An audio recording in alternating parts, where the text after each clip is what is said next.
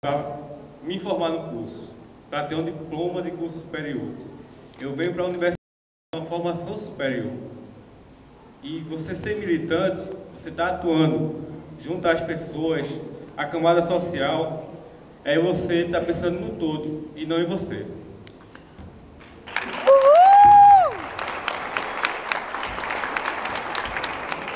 Nós vamos agora para as respostas do professor Alexandre e a conclusão.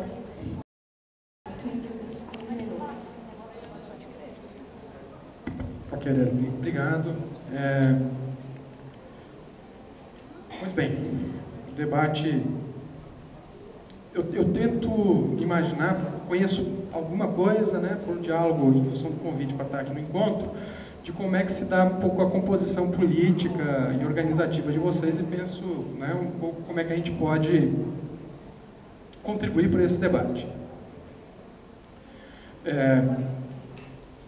Eu acho que tem uma coisa que é um desdobramento necessário, talvez não para esse encontro, mas para o movimento debater durante, né, o próximo ano, que é o seguinte: você já tem um envolvimento político com a Universidade Popular, vocês estão lá na convocatória do Seminário Nacional de Universidade Popular, vocês estão inaugurando esse debate nacional. A executiva de vocês está envolvida, portanto, na gênese desse debate.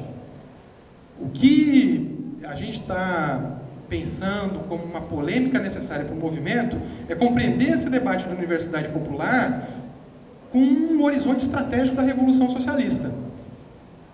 E aí, eu acho que esse é o debate que está colocado. Debate, moçada. Vamos abrir, né, o espaço para a gente discutir projeto de sociedade. Vamos pensar, estamos discutindo estatuto, né, vocês estão discutindo estatuto, em colocar projeto de sociedade no nosso estatuto. Detalhe, no caso de vocês é muito mais tranquilo. Só pegar o projeto ético-político da categoria está lá em emancipação social. Não é outra coisa. Nós não estamos falando de coisas diferentes quando a gente fala de socialismo e de emancipação social, né? Estamos falando de polarização capital-trabalho na sociedade. E polarização capital-trabalho na sociedade, aí vem a categorias-chave de análise. E o processo de formação de vocês contempla essas categorias. A sociedade como uma totalidade, a sociedade formada como um complexo de complexidades distintas, a base material de reprodução dessa sociedade, que é o modo de produção, como elemento determinante da vida dos sujeitos na sociedade. Por isso que a gente fala da luta entre capital e trabalho, por isso que a gente fala do modo de produção capitalista, por isso que a superação e a emancipação, portanto, da humanidade implica em superar as estruturas de reprodução do capital. E quando a gente vê a universidade avançando na nossa sociedade, a gente vê a universidade avançando numa sociedade contraditória. Quando eu digo avançando, eu estou dizendo sim, aumentou o número de matrículas, aumentou as verbas para a universidade brasileira, aumentaram, entendeu, as contradições dessa universidade. Nós, professores, fizemos a maior greve das universidades brasileiras em 2012, dirigidos por um anseio, por uma angústia da grande maioria de novos professores que foram atuar nesses 140 novos campos, em situações totalmente precárias do ponto de vista das condições de trabalho. Professores de ensino. E eu vou citar aqui um exemplo, né? O curso de serviço social, o único curso de serviço social da Universidade Federal de Goiás é lá no campus Cidade de Goiás. São 12 professores para dar aula para aproximadamente 300 estudantes. Me representa. É esse o quadro. É esse o quadro. Pergunta se esses professores têm tempo para fazer pesquisa. Tem tempo para fazer extensão. Carga horária em sala de aula, pelo menos 16 horas em sala de aula. E aí mais preparação de aula, porque tem... Para fazer esse debate que o curso se propõe, estrutural da sociedade, você tem que estudar, você tem que se preparar para fazer isso. Você não chega na sala de aula para falar do capitalismo sem ler o Capital. Não dá para chegar na sala de aula, o professor, lendo o manual do José Paulo Neto. O professor tem que ler a obra original. O manual facilita as nossas mediações. Então, galera, é trabalho pra caramba e são condições precárias de trabalho. E aí as contradições nos levam à greve, nos levam à organização política. São essas contradições que fazem com que o movimento estudantil se constitua numa organização política determinante para o processo de disputa da universidade. E aí tem uma coisa importante, essa polarização capital-trabalho ocorre dentro da universidade. A Líris, é isso? Líris. A Líris, lá do Rio Grande do Sul, estabelece puxa o Roberto Ler, eu agregaria na fala do Roberto Ler a fala, né, da Katia Lima, que discute muito bem, olha, como a universidade tem sido moldada pela Organização Mundial do Comércio, de um lado, OCDE, de outro, né, Organização para o Desenvolvimento Ocidental, os pactos de Bolonha, e como ela tem sido dinamizada por essa política internacional dos monopólios. É verdade. Mas essa verdade não elimina ela enquanto espaço contraditório. Ela não é só formar mão de obra e reproduzir o capital. Ela não é só uma estrutura reprodutiva do capital. Senão, esse espaço aqui tinha um outro caráter, que não é discutir a universidade. Nós vamos discutir a nossa formação política e o nosso enquadramento político nas diferentes tendências do movimento estudantil. Não é isso. A ideia é avançar num projeto de disputa de universidade. E para avançar nesse projeto de disputa de universidade, que a gente está pautando, e a Enes pautou na origem do debate nacional, né, lá para o seminário de 2011, atua dentro do Grupo Nacional de Trabalho na Universidade Popular, também com protagonismo, a questão da Universidade Popular, que é um projeto de disputa da universidade, que vai se constituindo como uma pauta do movimento estudantil, que vai se constituindo como uma bandeira política do movimento estudantil que atua de forma estratégica. E aí, Diego, eu acho que a gente tem que compreender, sim, os limites das direções políticas e das nossas instituições, o movimento estudantil. A UNE vive um aparelhamento, uma burocratização histórica, gente. Mas tinha 10 mil pessoas, estudantes de todo o Brasil, reunidos em Goiânia há um mês e meio atrás. Caramba, a gente vai deixar de dialogar com essa galera? A gente vai deixar de dialogar com a moçada que está aqui para vir conhecer Cuiabá, para vir conhecer o movimento estudantil? Que felizmente chega no espaço organizado? Não, nós vamos conversar com todo mundo. Essa é a grande dinâmica, nós vamos conversar com todo mundo.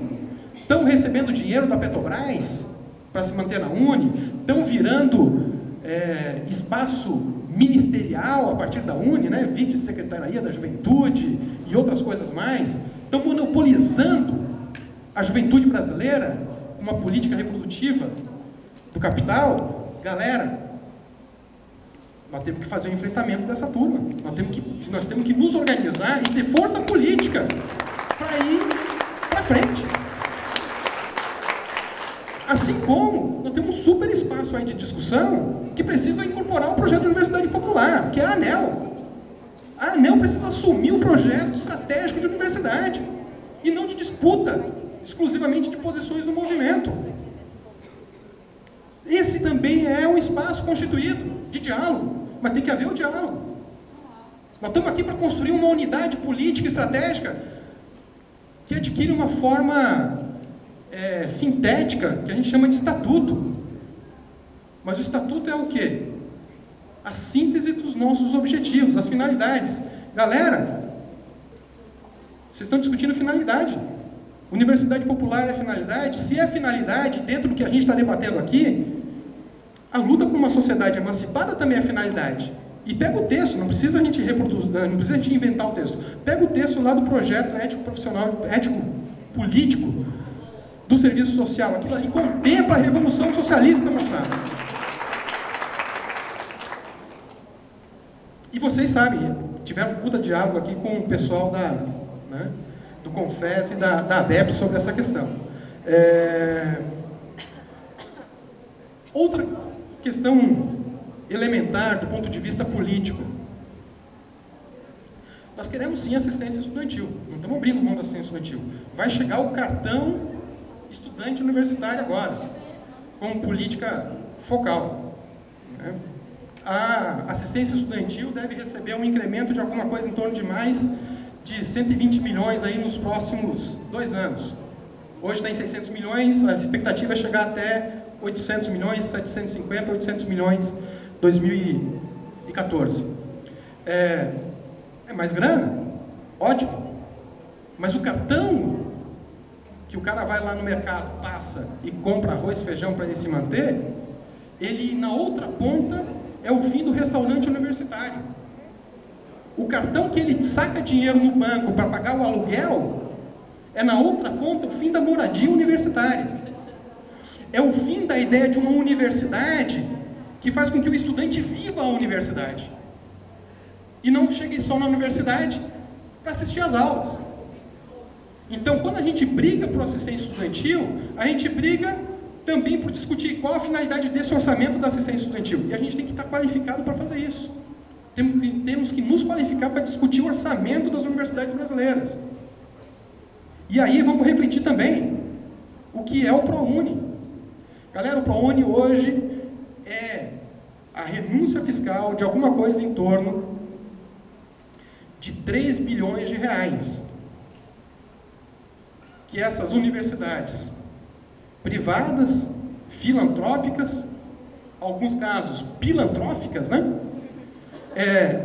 Deixam de recolher em Previdência, em ISS, em diferentes tipos de impostos do qual o governo federal abre mão. O REUNI foi projetado a sua expansão em cima de 1 bilhão de reais ao ano para expandir as universidades brasileiras, a mais no seu orçamento. Ele implicou hoje num acréscimo de 1 bilhão e 700 milhões de reais a mais todo ano na universidade brasileira. É metade do que foi o ProUni anual. E detalhe, o número de estudantes de vagas criadas nas universidades brasileiras com o REUNI é maior do que com o ProUni, com menos dinheiro. Investir em escola pública é mais barato do que investir em escola privada. Já foi dito aqui, acho que foi o Diego, né, que deixou isso de forma clara. Está correto isso? Então, brigar pelo orçamento das universidades públicas é, inclusive, dizer para o cara do ProUni que está lá: nós vamos cortar o ProUni e a tua vaga está garantida na universidade pública que a gente vai criar. Cita um exemplo do estado de Goiás. O estado de Goiás tem a Bolsa Universitária e tem a Universidade Estadual de Goiás. A Universidade Estadual de Goiás, o orçamento dela são 35 campi ou mais. 16 milhões. Bolsa Universitária, concentrada em Goiânia e em instituições e fundações municipais no interior do estado. 56 milhões de reais. Cara, pega esse dinheiro e investe na universidade pública. Investe na universidade estadual. Nós vamos ter uma universidade pública gratuita de qualidade. E não o dinheiro direto no bolso dos empresários. Inclusive são, lógico, os empresários da educação superior também são secretários de Estado. Né? Também são, né, a classe representante aí dos monopólios, né, em especial em Goiás, né, do latifúndio no poder. O chamamento do Ricardo é muito importante, moçada. Esse aqui é o espaço de debate. Se a gente tem dúvida sobre o que é o socialismo, sobre o que é a universidade popular, esse aqui o espaço que a gente tem que discutir. A gente tem que formular, escrever.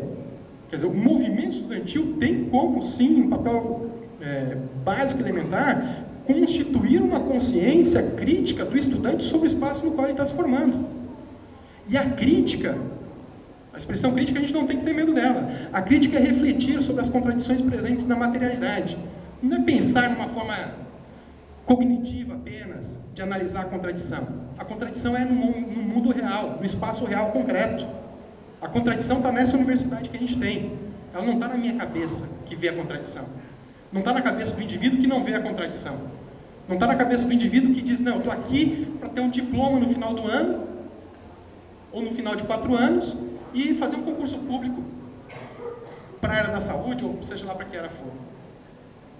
O indivíduo que pensa que não existe contradição nisso, vai se deparar, né, com uma objetividade concreta, né, de ser superexplorado por um OAS diante do avanço da privatização da saúde. E aqui, para concluir, né, sobre o debate da universidade popular, resgatar aquilo que eu acho que o movimento tem conscientemente estabelecido, que é a sua aliança política com os movimentos sociais. A questão da EBSER,